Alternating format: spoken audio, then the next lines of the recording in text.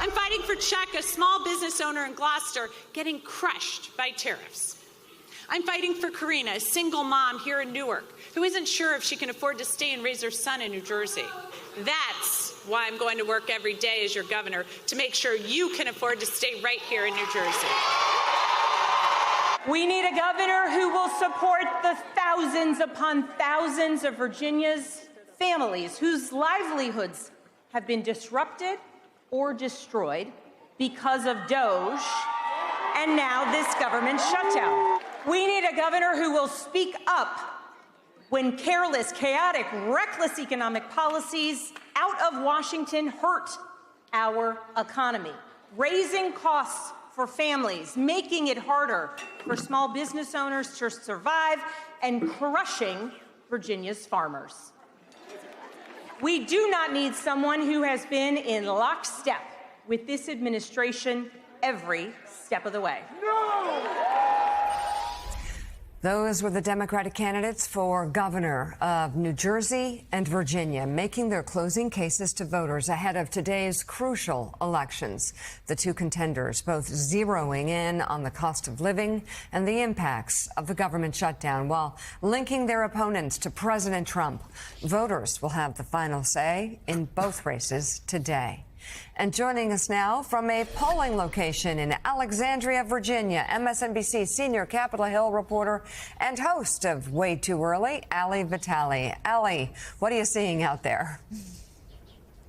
Well, Mickey, it might look pretty quiet on the street out here, and that's because the person who runs this particular election place told me that 30% of the people who vote here already voted early. That makes sense when you see that more than 1.4 million Virginians have already cast their ballot in this race. Already, though, we've seen about 60 people come to this particular polling place, and so far it's been a pretty steady stream of people, but no lines yet to speak of.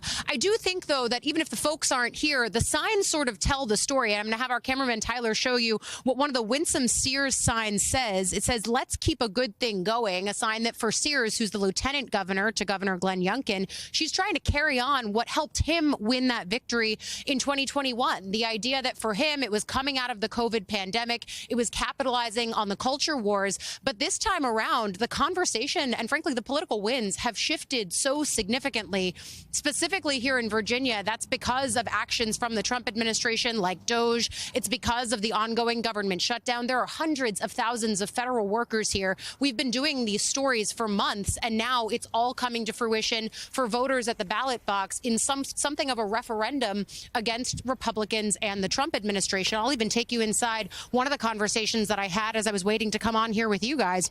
I was talking to one voter who said to me, "I just voted for a Democrat for the second time in my life." I asked her what the first time was. She said it was for Kamala Harris because, in her words, she didn't see herself being able to vote for Trump. But if you carry that thinking, then this is someone who would have voted for Glenn Youngkin in 2021 and is now looking at Abigail Spanberger as the person that she thinks is best representative of where she wants her state to go in this second Trump era, Mika. Let me ask you, Ali, do we know anything about early votes in Virginia? I know that in New Jersey, the Democrats seem to be doing well and have reached the target that they want to give themselves a fighting chance to win tonight. What about Virginia?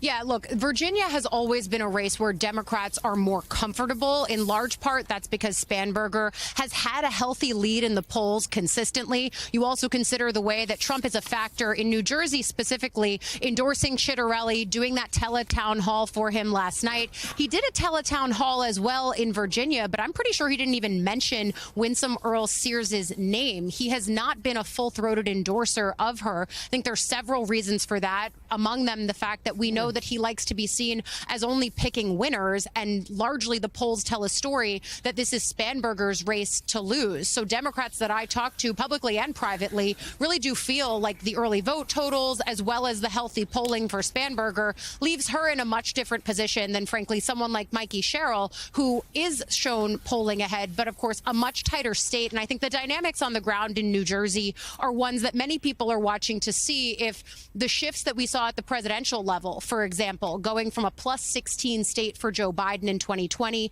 to then just a plus 6 state for Kamala Harris in 2024, if there's something more behind those shifting sands, I know as someone who looks at House races, it's largely a state that we look at as, more purple in some of these districts that had previously been blue. So I think that's really the theory of the case in New Jersey that we're waiting to see if it bears out for Republicans or if it stays in the blue column for Democrats, Joe. All right, MSNBC senior Capitol Hill reporter and, of course, host of Way Too Early, Ali Vitale in Virginia. Thank you so much. And Democrats are feeling pretty good about the early vote. A couple of sources say they feel they almost have a 2-to-1 advantage there. And Ali, as she says, the government shut down so many of those jobs in Alexandria, de facto part of Washington, D.C., are government jobs, and also the Doge cuts of this year with Elon Musk and his chainsaw factoring into this. And also, the Republican candidate says, let's keep a good thing going. Right track, wrong track right now is 1/3 of Americans say we're on the right track. About 2/3 of Americans say we're on the wrong track. I think they should have changed, maybe change the campaign slogan. Never too late to change those signs. Exactly.